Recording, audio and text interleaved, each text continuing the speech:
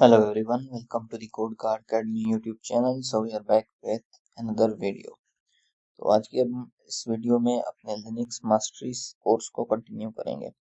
तो अब तक जो है सो फार हमने 6 वीडियोस ऑलरेडी इस कोर्स की अपलोड कर दी हैं और ये हमारी 7th वीडियो होगी।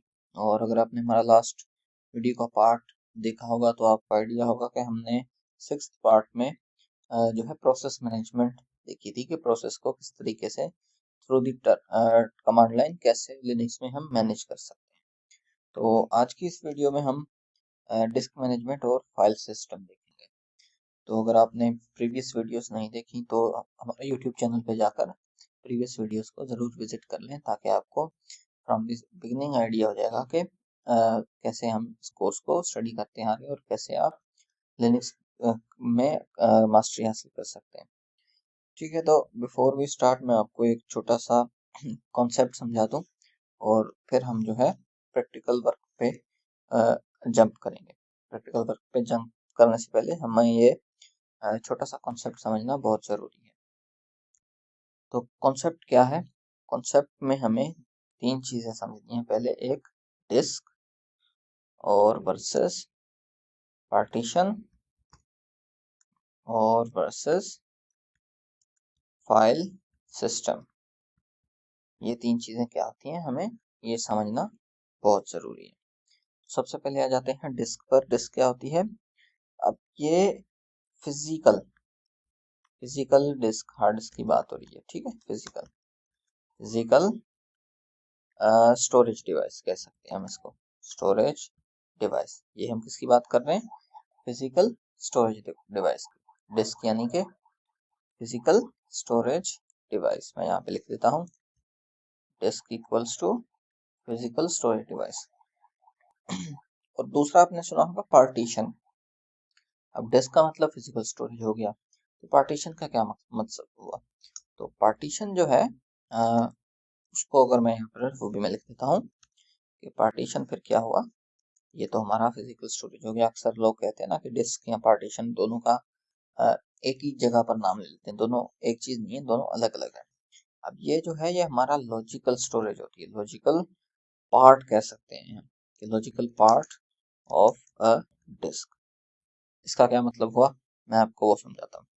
डिस्क एक मुकम्मल हमारी जो फिजिकली एक हार्ड डिस्क या हार्ड ड्राइव, जैसा कि कौन कौन सी हमारे पास हार्ड डिस्क होती है। एक तो HDD होती है, आपको लिख देता हूँ, नॉट 5, यहाँ पे मैंने लिखना है HDD होती है, और दूसरी SSD होती है।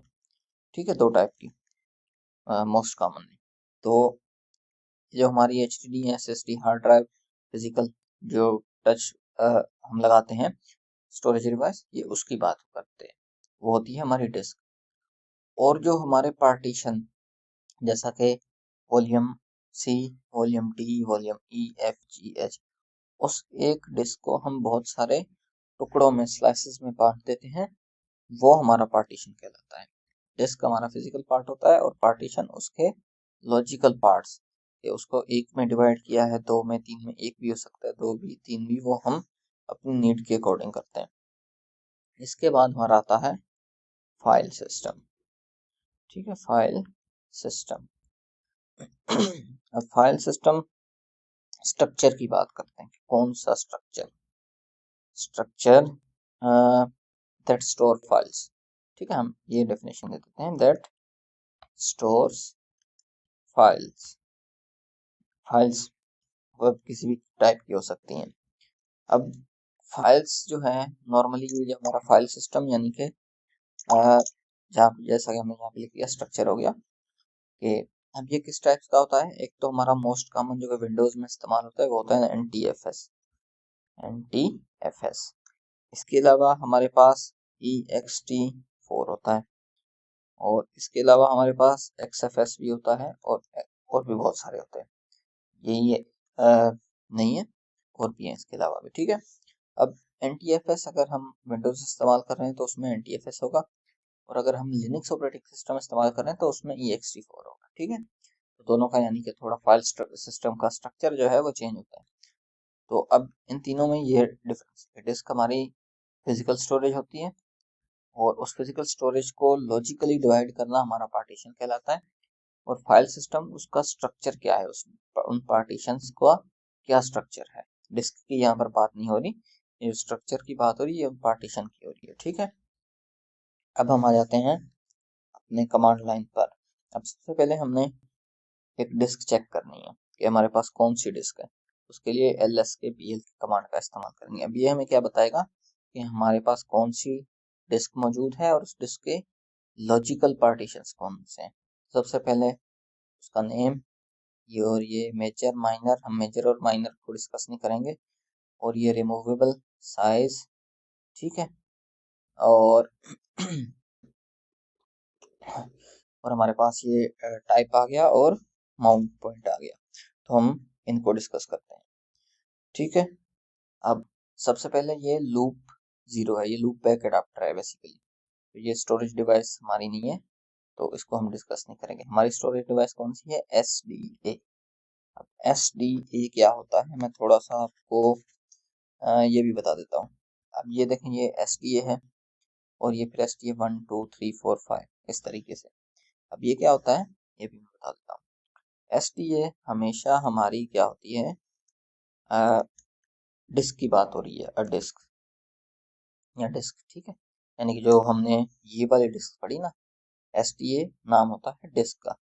और उसके आगे जो SDA 1 आ गया, SDA 2 आ गया, इस तरीके से 3 आ गया। अब ये क्या होते हैं, ये लॉजिकल पार्टीशंस, लॉजिकल पार्टीशंस या सिर्फ पार्टीशंस भी हम लिख देते हैं तब भी ठीक है। यानी कि इनकी बात हो रही है, SDA 1 SDA 2 SDA 3, ये इनकी बात हो रही है। मेरे पास क्या है, इस मेरे सिस्टम में एक फिजिकल स्टोरेज लगी हुई है और उसके आगे मैंने कितने पार्टीशन किए हुए हैं, 1 2 3 4 5 और 6। यानी कि एक डिस्क के मैंने 6 पार्टीशन किए हुए हैं। सही है, तो ये आपको नेम से आइडिया हो गया यहाँ पे। एक डिस्क है और जिसके आगे ये हायरार्की आपको ट्री टाइप नजर आ रही है, उसकी 6 ब्रांचेज हैं, ब्रांचेज यानी कि वो पार्टीशन है। उसके बाद आ जाते हैं RM।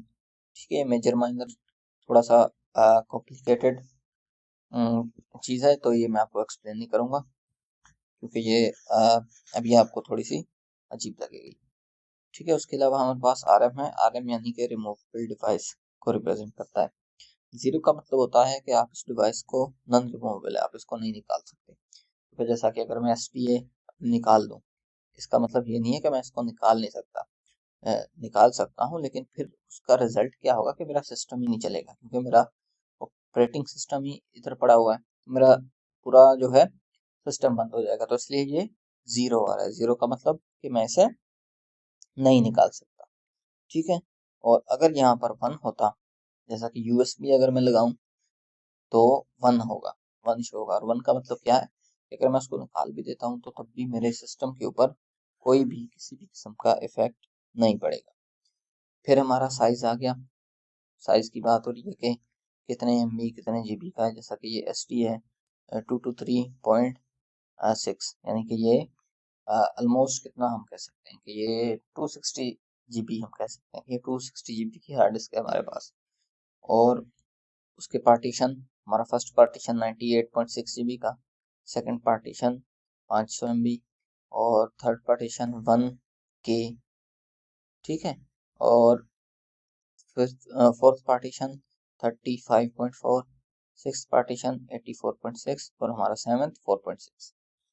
इसके बाद आ जाते हैं RO यानी कि रीड ओनली। अब इसका मतलब क्या है, यानी कि अगर 0 लिखा हुआ है तो उसका मतलब ये होता है कि हम उसको रीड भी कर सकते हैं और वहां पे राइट भी कर सकते हैं।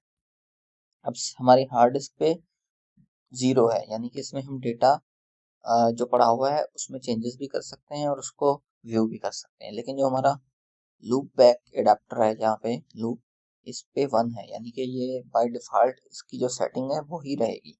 इस पे जो डेटा पड़ा हुआ है वो ही रहेगा, इसमें मैं कोई चेंजेस नहीं कर सकता।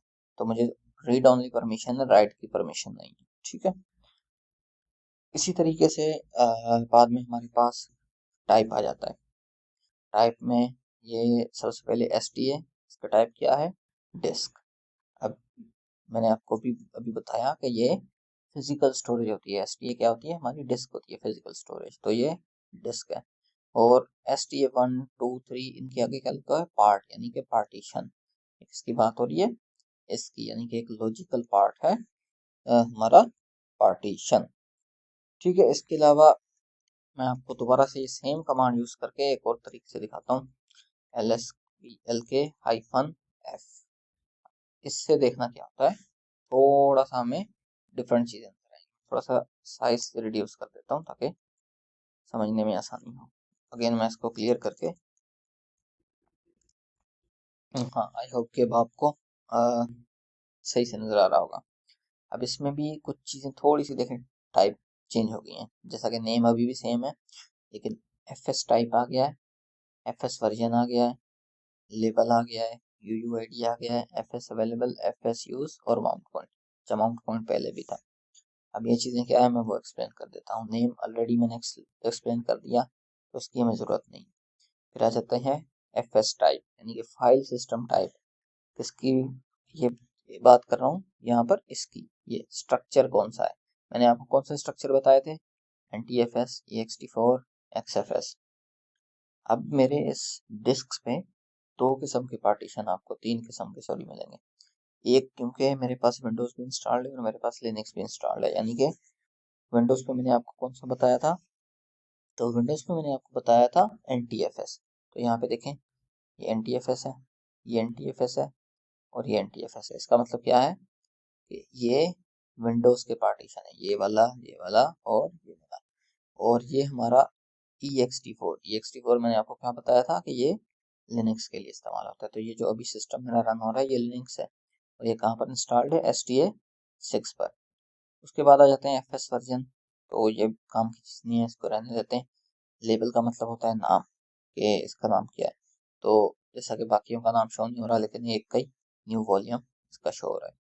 फिर हम आ जाता है UUID, इसका मतलब है यूनिवर्सली यूनिक आइडेंटिफाइबल आईडी बोल सकते हैं। ठीक है, यानी कि हर ये जो हमारा पॉइंट पार्टीशन होता है, इसको यूनिकली आइडेंटिफाई करने के लिए ये एक नंबर दिया जाता है। और ये नंबर ऑपरेटिंग सिस्टम भी दे सकता है और कंपनी भी दे सकती है। यानी कि अगर आप फर्स्ट टाइम कंपनी देती है, लेकिन ऑपरेटिंग सिस्टम के हिसाब से ये चेंज हो जाता है। जैसे ही आप नई विंडो करोगे तो ये नया ऑपरेटिंग सिस्टम इंस्टॉल करोगे तो ये चेंज हो जाएगा। ठीक है, तो ये यूनिकली आइडेंटिफाई करने के लिए होता है। उसके बाद अवेलेबल स्टोरेज का बता रहा है और यूज का बता रहा है इन टर्म्स ऑफ परसेंटेज। ठीक है, इसके अलावा भी इसको एक और तरीके से इस कमांड का इस्तेमाल किया जा सकता है बहुत सारों से, लेकिन अभी हम इसको इस्तेमाल करते हैं यूजेज चेक करने के लिए। यूजेज मतलब कि कितनी स्पेस हमने यूज की है। अब हमने जो है इसमें थोड़े से DF को इस्तेमाल हमने नहीं करना, अब हम DF को इस्तेमाल करना है, सॉरी LSBLK को इस्तेमाल नहीं करना, बल्कि DF को इस्तेमाल करना है, DF-H।